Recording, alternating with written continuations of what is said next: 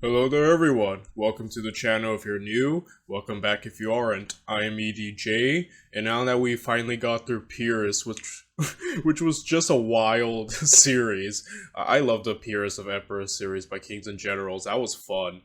But now that we're past that, it's time to move on to Julius Caesar. So, I've kind of been covering conquerors. I started with Alexander the Great from Epic History TV, followed by Napoleon from Epic History TV, and some kings and generals and,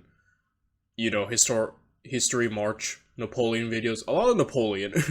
I moved on to Pyrrhus of Epirus, and now I'm moving on to Julius Caesar. Oh, I also covered Hannibal Barca from my oversimplified Second Punic War videos. So, I've kind of been keeping up this trend, and Julius Caesar is one of the big three. You usually think of like Alexander the Great, Julius Caesar, and Napoleon. And Julius Caesar obviously is probably the most famous Roman.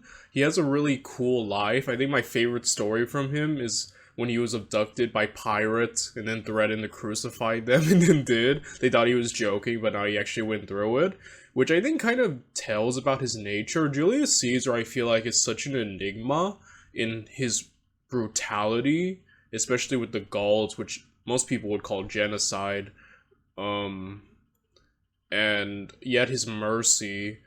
And I feel like he's just a really interesting figure that a lot of people debate about him a lot, at least in terms of morality. Some would say he's evil, some would say he's kind of a hero, some would say we can't judge him by modern perspective because it was a different time. There's a lot of discussion about this man, and even to me he's kind of an enigma, especially from the other conquerors and like commanders of history. And overall, I kind of really want to learn more about him, because mainly the main point of Caesar's life that you see portrayed is usually the final years, his defeat of Pompey, and then, death. His death is like one of the most covered things of all time, and the fallout of his death. And he's just like so interesting, right? Because I think he came from like a really minor house. I believe they claimed descendancy from, was it Venus or Aphrodite? They're kind of the Roman Greek versions of the goddess, and it's amazing how he rose to such prominence, to where the name Caesar became synonymous with kings and lords and emperors. I believe even hundreds, thousands of years after his death, even a lot of other nations were trying to emulate the name Caesar. I think Tsar from Russia, could be wrong, means Caesar. Wait. Yeah, so yeah, the Tsar term was derived from the Latin word Caesar. Then again, this is Wikipedia. I know Wikipedia isn't... if I listen to any of my teachers throughout my years, Wikipedia ain't the greatest source, but I do like using it. But point is, like, yeah, he left such a lasting impact, and his name is one of the greatest of, human history. And I really want to learn more about him. And I believe Historia, sorry, delete that. I believe Historia Civilis is just the guy to do it. Now, this video is coming out on a Friday, I believe. So, let's see, wait. The first Pyrrhus video dropped today. Yeah, I'm doing this like weeks before. So by the time you see this video, I'll be like way past this. Let's see, and then Wednesday, and Friday again, and then what? So yeah, this video should drop on April the 10th. And I just want to let you know that I will be watching 2 Caesar series at the same time. In addition to this, I will also be watching the Kings and Generals Julius Caesar at the same time. I will be posting twice a week, Wednesdays for Kings and Generals Caesar, and Fridays for Historia Civilis. I feel like this is going to be an ambitious undertaking, but I want to do it.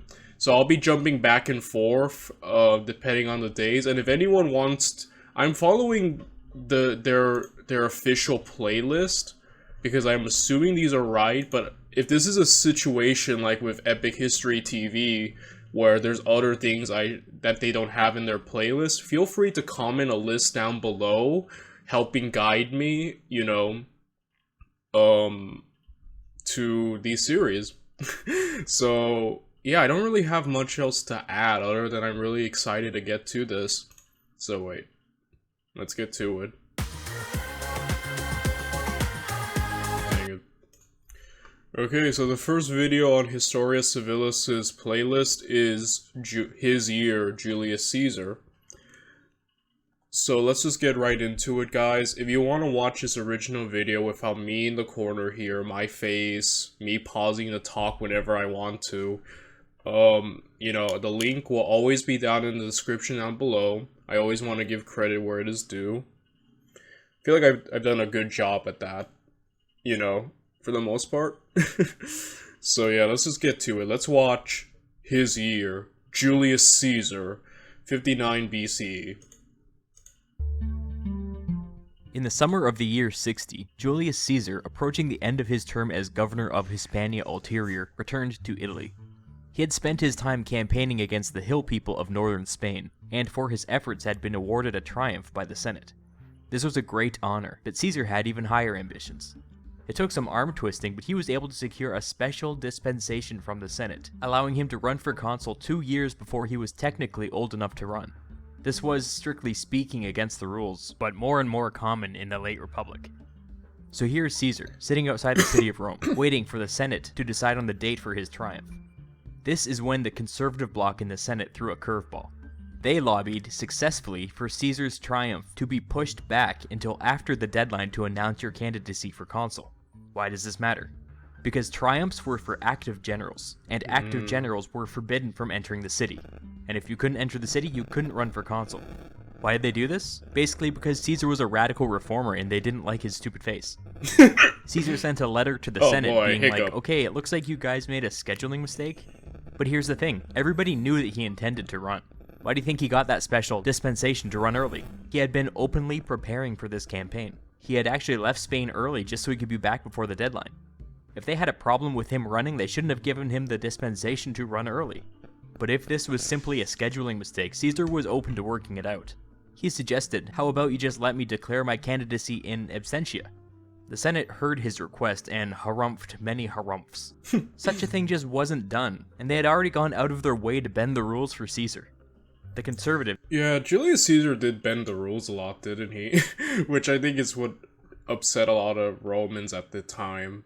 And ultimately I think may have played a part in his death. So, yeah, Julius Caesar may have been a bit, was just really, what do you say, I guess different? He was built different. And it's almost interesting to know what his long-term ambition was, because he did reject the crown of Rome. I believe, Mark Antony, I believe, was the one who offered him or wanted him to be king, but he was like, nah, I'm not king. But yet, do I doubt if he would have been dictator for life? I mean, who knows?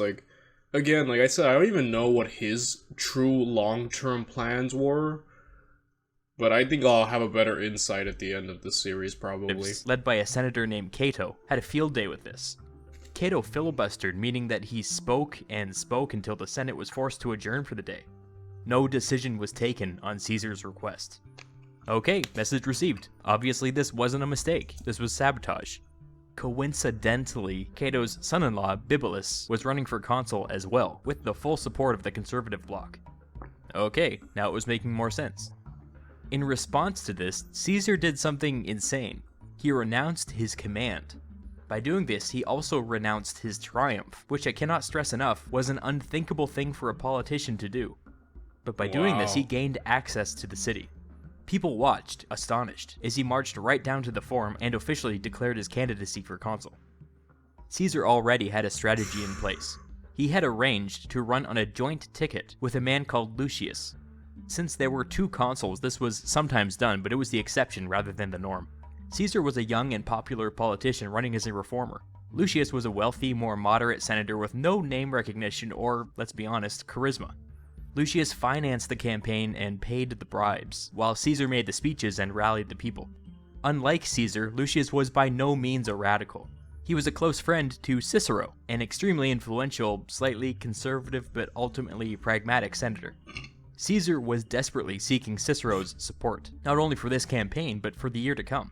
In this respect, Lucius served not only as a piggy bank, but also as an olive branch to the more moderate senators. As the campaign was drawing to a close, it began to... Dang, genius. You know what I really love about Historia Civilis? Like I said, I've only watched, like, 2 of his videos at this point, the, Congress of Vienna, but I really do love the political insight, like, obviously I'm gonna have to rewatch this video again just to really let things sink in, but, it's the fact that I need to, I think is really good, mainly because it's just interesting, and I just really love, like, he kind of portrays the political maneuvering and, like, the chess games, the 5D chess games these politicians and these, these government ploys are, entail, and I find that just so interesting. It reminds me of, like, early Game of Thrones, before it went off the rails with all the dragons and stuff. It was really most interesting just watching people, like, try to outmaneuver each other politically, It's just really cool. It's really interesting, and Julius Caesar, obviously, he could play the game well. dawn on the conservatives that Caesar was the clear frontrunner. Before every consular election, the Senate decided where the next 2 consuls would serve as governors after their term was up. This was done before the election, so the winners weren't subjected to any political shenanigans. Since the conservatives couldn't do anything about the fact that Caesar looked like he was going to win this thing, they decided to hijack this process. They started to make a big stink in the Senate about the physical degradation of rural Italy. This was kinda true, so they got some support from their fellow senators. As a solution, they proposed that instead of assigning a province to the next consuls, they should instead spend their time restoring the woodland and country lanes of Italy. Incredibly, the Senate fell for this. The motion passed. To many outside observers, including Caesar, this was another act of sabotage. But Caesar was... Man, you were seeing... Because I think when Caesar started the Gallic Wars, I could be wrong, I believe some people said his war was illegal. I remember watching the Rome HBO series, and, like, some people were like, oh, Caesar and his illegal war, or something like that.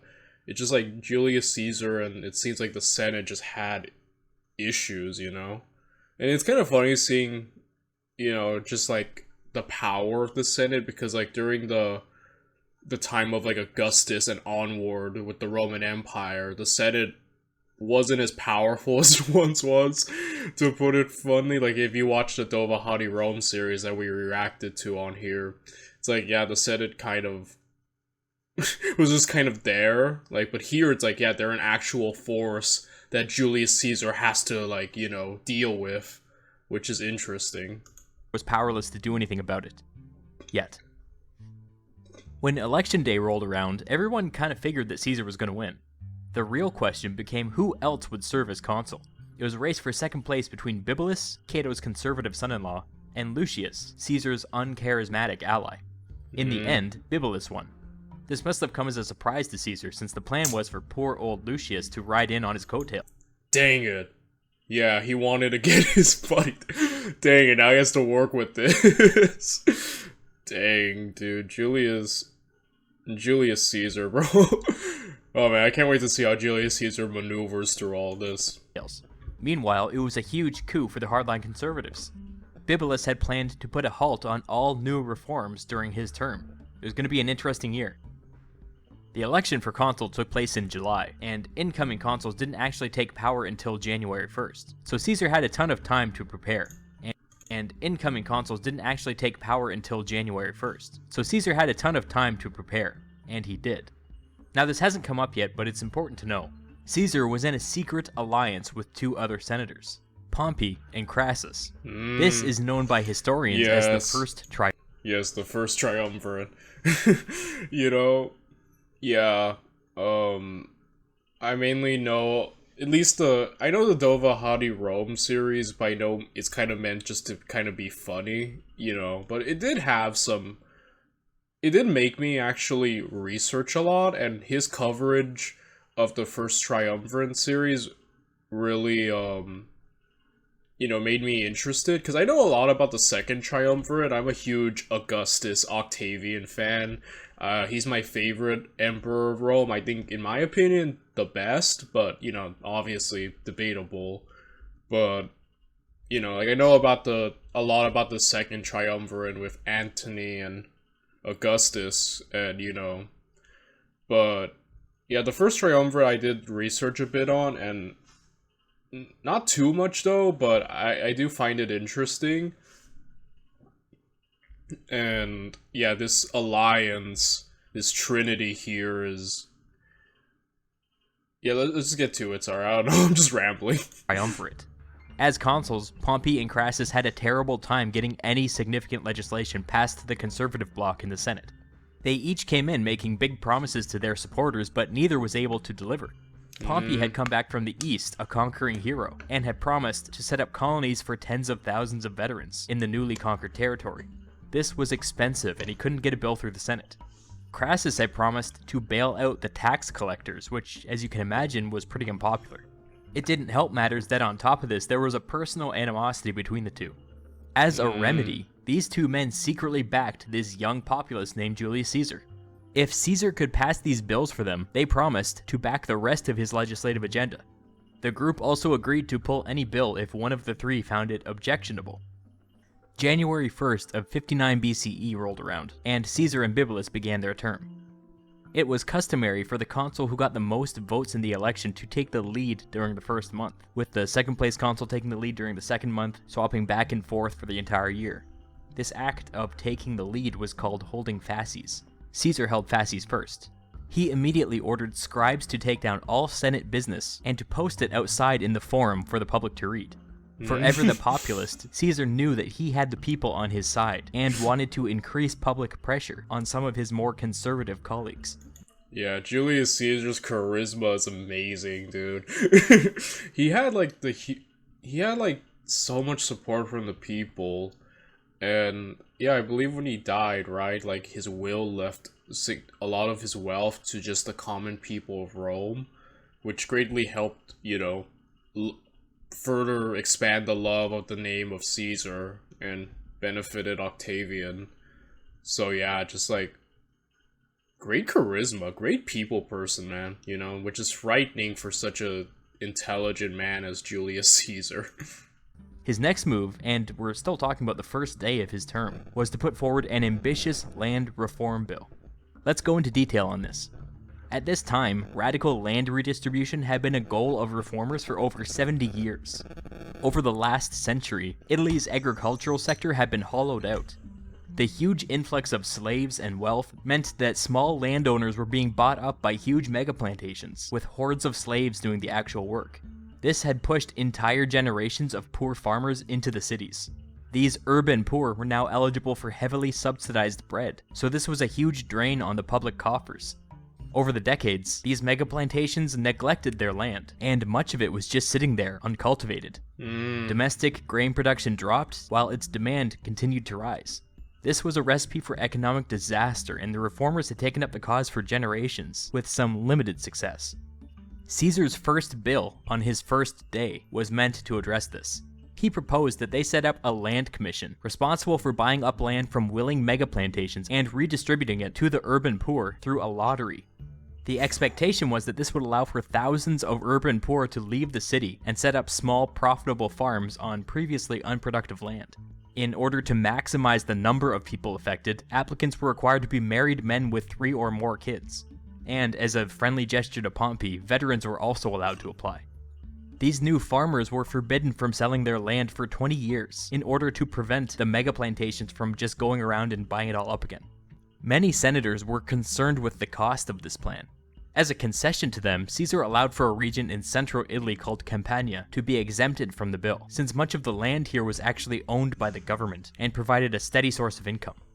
The land commission was to be made up of 20 prominent Romans, appointed by the consul, who would then be responsible for the land purchases. After some senators raised objections, Caesar added a line to the bill that barred himself from serving as a commissioner. The thing is, before the public assembly could approve any bill, it had to be posted publicly for 24 days. Normally this wouldn't really matter, but Caesar had to hold fasces when the law went into effect. He needed the 20 men on the commission to be answerable to him. If the law went into effect when Bibulus held fasces, he could just stack the commission with a bunch of guys that would just reject every land sale. Eesh, yeah. Dang, I did not know all this. He's talking about land reforms, and I'm beyond interested. I really like this, you know? Like, usually, like, with the past videos, we mainly just cover the battles. I mean, obviously, he's gonna cover battles, from what I see in the playlist, but I don't know, I just find this really interesting. I'm like, man, is Julius Caesar gonna get these land reforms? I never thought in my life I would be interested in freaking land reforms. But I'm like, I have to give it nothing but praise to Historia Civilis. The man makes everything interesting. Like, I don't know, I'm just engaged. I'm sorry, guys. I know I don't talk as much in Historia Civilis videos. It's just because I feel like I need to focus more of my attention, because there's a lot of information I need to, like, process. So I apologize, you know. I'm not as talkative in these videos as I would like to be, but yeah, just beyond interesting. Caesar only had a few days to get this bill through the Senate if he wanted to get it passed by the public assembly before February. After the initial compromises were made, Caesar painstakingly went line by line and read the entire bill in front of the Senate, stopping after every sentence and asking if there were objections. There were none. After he was done, debate opened up, and Cato rose to comment. He spoke about how it was a very fine bill, but this year was just a bad time to do any major land reform. And then he kept talking, and kept talking. Oh no. The dude was filibustering. Dude, this Cato dude doesn't know how to shut up, huh? Yeah, it seems like his strategy, and it's going pretty well right now, is just to talk and stall. It's essentially what a stalling tactic I'm getting. Man, well, watch Julius Caesar put a ban on long speeches. You can only give 5-minute speeches from now on. I'm joking. During the bill, Caesar was beside himself. He had held the Senate's hand through this entire process, made compromises left and right, and yet Cato was still trying to torpedo this bill for no specific reason. Caesar snapped. He ordered Cato arrested. He had the authority to do this as consul, but the Senate erupted into chaos. Oh my gosh. A bunch of senators stormed out, with one telling Caesar to his face that he'd rather be in prison with Cato than in the Senate with Caesar.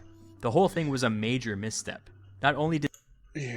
Yeah, wow, it's cool. It seems like an L for Caesar, at least, obviously, there's still more to cover, but yeah, that seemed like a bit too forceful at the moment. Like, I know Julius Caesar eventually does just become, like, you know, gain the power over everyone, but here it seems like we're still on the rise, so him just straight up wanting to arrest a senator, yeah, not the brightest move, but I think if I know anything about Julius Caesar, he's gonna learn from this, and he's gonna adapt, and he's gonna overcome. Did Caesar alienate the entire Senate by trampling on its prerogatives, but he gave ammunition to his enemies. This is when they started to call him a tyrant. Caesar backed down. He released Cato and adjourned the Senate for the day. It was obvious that Cato and his conservatives weren't going to play nice, so Caesar had to think creatively. He took to the streets. He posted the full text of the land bill in the forum for anybody to read, and simply proclaimed that the public assembly would vote in 24 days. He then went around and started to make a series of speeches promoting the bill to the public. The Senate never passed the bill. Caesar just decided to skip a step. Due to a quirk in the Roman constitution, this wasn't technically against the law, but it just wasn't done. Dude, yeah. Them loopholes, right? Julius Caesar's thinking outside the box. Pompey and Crassus surprised everybody by vocally supporting what Caesar was doing, which added some legitimacy to the whole thing. Caesar even invited Bibulus to come and debate the merits of the bill before the public. He came, but the crowd was so whipped up that he was booed off the stage before he even got a chance to speak. At the end of the 24-day grace period, it was time for the public assembly to vote on the bill. Before the vote, a large conservative delegation arrived, led by Bibulus and Cato, and followed by all of the conservative tribunes of the plebs and a bunch of lesser senators. The inclusion of the tribunes was significant, because both they and the consuls had the power to veto the proceedings. They had come to do just that. Upon their arrival, the crowd flew into a frenzy. Bibulus was making his way towards the speaking platform when the crowd attacked him. His bodyguards were overpowered, and he was pulled into the crowd. Bibulus legitimately thought that he was about to be killed. Instead, the crowd dumped feces on his head. The conservatives were absolutely... You know, dying would have been more dignifying at that point. Dude, Bibulus, man. You shouldn't... You didn't know what you were messing with, bro. Should have let Julius Caesar's original partner get the, position, right? Dang, that's insane, man. The power of the people, dude. Julius Caesar knew how to weaponize the people and, stir them up. It's kind of amazing to watch at the moment. Distraught over what they saw and fled for their own safety. Once they were gone, a vote was called and the land reform bill passed with a huge majority. Now, Bibulus would later claim that during this incident, he was exercising his veto the entire time, making the entire vote illegal. Caesar would claim that the roar of the crowd was so loud that nobody could hear what anybody was saying. You can decide for yourself who you believe. At last, Caesar finally got to appoint his commissioners, and oh, look at that, top of the list, Pompey and Crassus. On February 1st, Bibulus held fasces. His first act was to call for a meeting of the Senate to officially condemn Caesar for his use of mob violence. At a minimum, he wanted the vote overturned, and there was even talk of stripping Caesar of his consulship. The speaking order in the Senate always went in order of prestige, and in this case the order turned out to be very significant. Bibulus held fasces so he got to speak first. As the other sitting consul, Caesar spoke second, in his own defense. Then, consuls from the previous years got to speak, two of whom happened to be Pompey and Crassus. Oh my god. They both support... Dude, that's amazing. Man, Julius Caesar's, he had good friends. Having Pompey and Crassus, dang, man, that's, the power of, having friends, right? I wouldn't know, but... Man, that's awesome. Supported Caesar's actions and said that the vote was legal. This really got people's attention. Not only did Caesar have control over the mob, but he seemed to have the support of some of Rome's most powerful senators too. All of a sudden, no other senators felt comfortable criticizing Caesar. Bibulus's proposal died on the floor. Let's say I'm a biology student working on a research paper for school. As I work, Dang, he's just demolishing them. He's owning them in politics right now. After this incident, Bibulus retreated to his home and basically did not appear again publicly for the rest of his term. In the absence of his colleague, Caesar unexpectedly held fasces again, and as a cherry on top, the Senate was now kind of terrified of him. He had his big signature piece of legislation in place, so he started paying back his allies. The first order of business was to ratify Pompey's conquests in the east. See, Pompey had conquered an incredible amount of territory in the east, adding 4 new provinces to Rome. He also set up new protectorates and negotiated new alliances. Upon his return, the Senate saw fit to award him with a triumph, but didn't bother ratifying his new conquests or treaties. Even when Pompey himself was consul, he couldn't get his own conquests recognized by the Senate, which only shows you how broken this system was during this period. Caesar was able to get this squared away with minimal opposition, much to Pompey's delight. Caesar also had to pay Crassus back for his support. Crassus had been supported by the tax collectors, who had gotten themselves into a bit of a bind. Rome didn't administer its own tax collection, but contracted it out to private companies who bid on how much tax they would be able to collect. Well, in the east, some of the tax collectors found themselves unable to meet their own bids, by a lot. This was partially due to the fact that Pompey had spent years destroying commerce by conquering everything in sight, and partially due to the fact that the tax collectors just screwed up and overbid. Caesar lowered the amount of tax due by 1/3, and everybody walked away from the whole thing grumbling, but the problem was solved.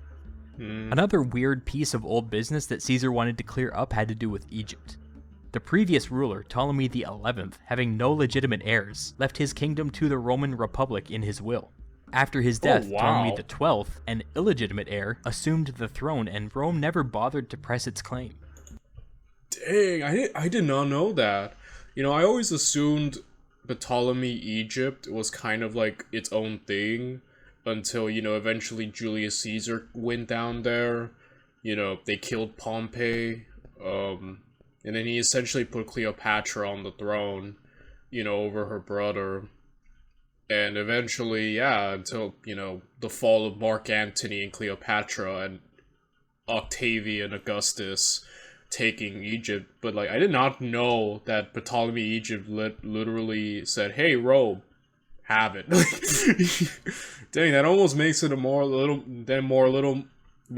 makes them almost a little more legitimate, huh? And just taking it, because, yeah, like, one of the last legitimate rulers just basically said, have it. Wow, I did not know that. That changes my perspective on everything now. Insane. Finally, in Caesar's year, Ptolemy actually traveled to Rome to lobby for official recognition as the true ruler of Egypt. Apparently, Ptolemy paid Caesar and Pompey a king's ransom in bribes. Caesar asked that the Senate officially recognize Ptolemy's claim, and threw an alliance with Egypt in there for good measure. The Senate agreed, and the whole thing was taken care of. During this flurry of legislative activity, Bibulus, still housebound, would not stay quiet. Consuls had the power to decide when certain festivals and religious holidays were going to happen, and Bibulus was being a nuisance by putting them all on days when Caesar had votes scheduled. Technically, this should have made all of these votes illegal, but Caesar also happened to be Rome's head priest, and he seemed to think it was all okay. The people were quite content to just go along with this because they saw Bibulus as a laughingstock. Meanwhile, dude, I kind of feel bad for Bibulus. He's just taking L's left and right. Like, it's almost embarrassing to watch. Like, just Bibulus, just back off. It's, man, talk about a walking L, dude. That's insane. in the Senate, Caesar was able to get the money to resettle Pompey's veterans in the East, fulfilling his final legislative obligation to his fellow triumvirs. During the debate for this bill, one ex-consul named Lucullus spoke in opposition. When Caesar pushed back and lightly hinted that maybe it was time to start looking into old corruption charges, Lucullus threw himself on the ground and groveled at Caesar's feet like a slave.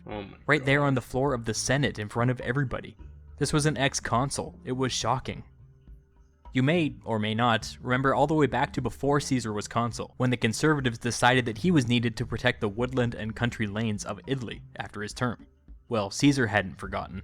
Serving as governor after your term as consul was a huge perk, and Caesar wanted to make the most of it. One of Caesar's allies put forward a bill to give him the command of Illyricum, which was on the Adriatic Sea, and Cisalpine Gaul, which was in northern Italy. Oh boy, Gaul. This was for a 5-year command, which was longer than normal.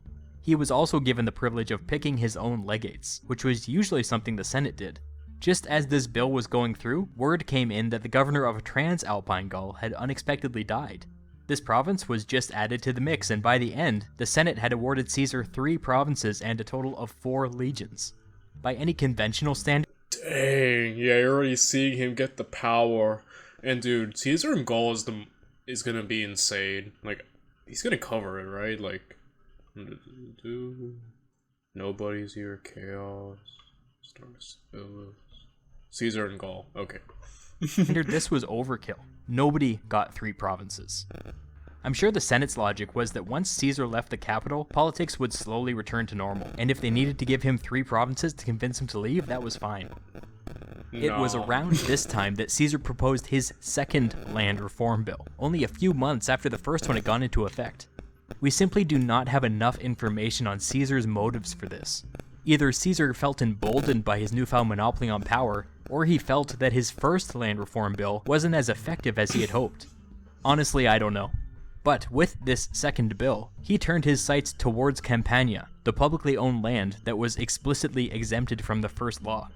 There was enough land in Campania for 20,000 small family farms, and since Rome already owned the land, the bill could be implemented immediately, but it faced some fierce opposition in the Senate. Cicero in particular was a vocal opponent, saying that the loss of Campania would be too much for the Roman treasury to take.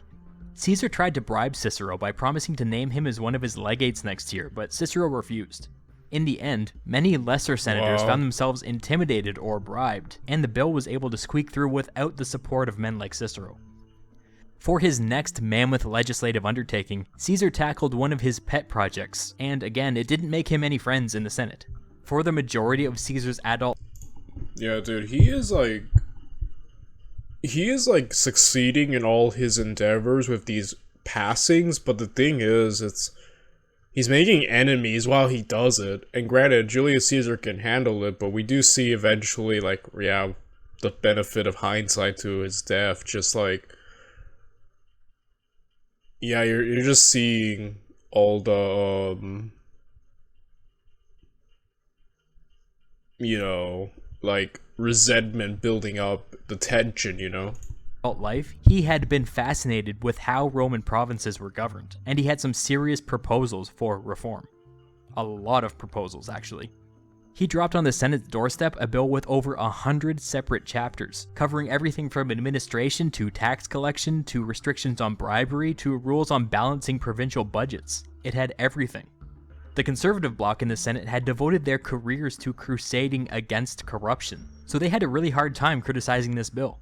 And, by the way, everybody agreed that these reforms were badly needed. The conservatives hated Caesar's guts, but they couldn't find any way to block this bill without looking like complete hypocrites. It passed easily, and these reforms remained in place relatively unchanged for centuries. Dang. We are approaching the end of Caesar's term as consul, but at some point in the autumn, something weird happened. We can't say with certainty what happened, but we have rumors. Listen to some of these stories and let's see if a pattern emerges. The first version we hear is this. A man named Vettius came before the Senate and claimed that a senator named Curio, one of Caesar's chief opponents, planned to murder Pompey. Another version. Vettius said that Curio planned to murder Pompey and Caesar. Another version. Vettius said that Curio and a man named Brutus, maybe you've heard of him, planned to murder Pompey and Caesar. Okay, point is, yeah, it seems like the trend is Curio wants to kill Pompey. Curio wants to kill somebody, and he's going to... No, I'm joking. But, man. Yeah, I just got, like, goosebumps when I saw Brutus's name pop up. Like, oh no. Not Brutus. You too, Brutus. Like, you know what's funny? I actually went as Julius Caesar, like... I think in my freshman year of high school, you know, like in Halloween time, students would sometimes just show up to school in the costumes. I showed up as Julius Caesar. I had like the golden like the whole get-up. Like, I've never felt more regal in my life. Another version. Vettius said that Curio and Brutus and Bibulus planned to murder Pompey and Caesar. Another version. Vettius said that Curio and Brutus and Bibulus and Cicero's son-in-law planned to murder Pompey and Caesar. Point is, yeah, like I said, Curio and Pompey are the common thread, and Curio wants, apparently, to kill Pompey. Granted, the rest of the things add in Caesar, but yeah, Curio and Pompey have been the two most common threads throughout all the stories. Another version. Vettius said that gosh. Curio and Brutus and Bibulus and Cicero's son-in-law and Lucullus, that guy who had fallen before Caesar and begged like a slave, planned to murder Pompey and Caesar. Yeah, and then the next version is Curio and Brutus and Bibulus and Cicero's son-in-law and Lucius and the entire Senate want to kill Pompey and Caesar and Crassus and Octavian. He's not even, like, relevant at this point. But, oh, man. You get the idea. Yeah. It looks like this started off as one rumor that may or may not have been true and conveniently ballooned until it touched almost every one of Caesar's political enemies. Get out your tinfoil hats because there's one more detail we know. The next day, Vettius was found dead. Whoa, what? October rolled around and Caesar oversaw the selection of his successors. Bibulus inexplicably kept on pushing back the election date. The reformers ran their candidates, the conservatives ran their candidates, and in the end, the winners were Caesar's father-in-law and one of Pompey's old legates.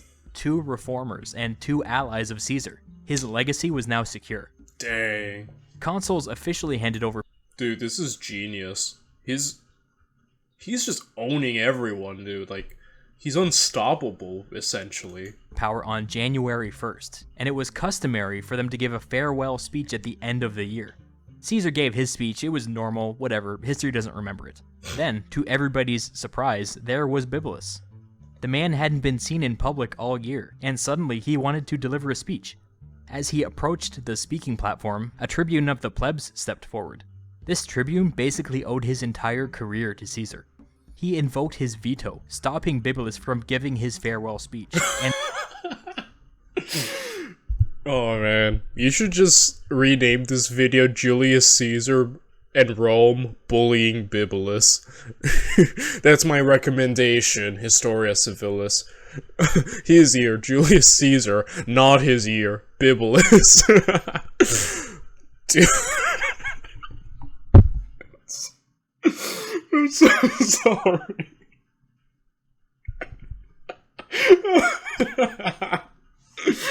This dude's a walking L. Dude, Bibulus, just go away. Just go away, dude. This is too much. There's too many losses you've taken in 1 year. This sucks, man. You know, I've had a pretty rough past few years of my life, but I'm looking at Bibulus and I'm feeling much better about myself now. Oh, man. That was hilarious. That might be one of my favorite things ever. And stripping the poor man of his last shred of dignity. Caesar couldn't have asked for a better gift on his last day as consul.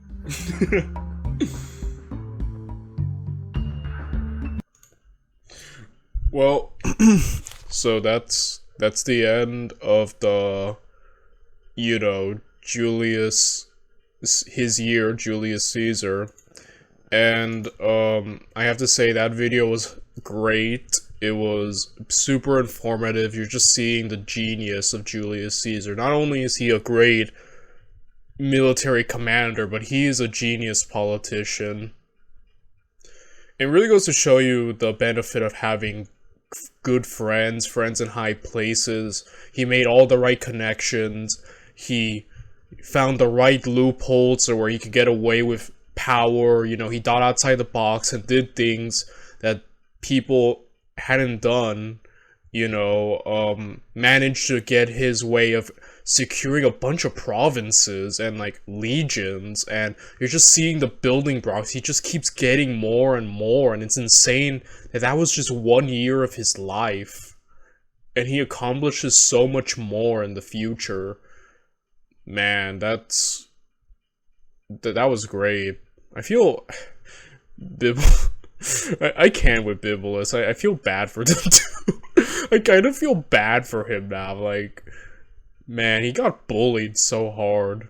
That's the funniest thing ever. So, yeah, okay, I'm gonna be jumping now. So this video came out on a Friday, and since I'm gonna be uploading twice a week to cover these two Caesar series, on Wednesday, you will see the beginning of the Gallic Wars from Kings and Generals, me covering all the way to the end of Octavian. And so Wednesdays I'll be covering this, and on Fridays I'll be continuing with this. So yeah, just like I'll be jumping back and forth. And yeah, get ready for a lot of Julius Caesar in the coming months, guys. We're on Julius Caesar now, you know. So I'll see you all then. Take care, everyone. Goodbye.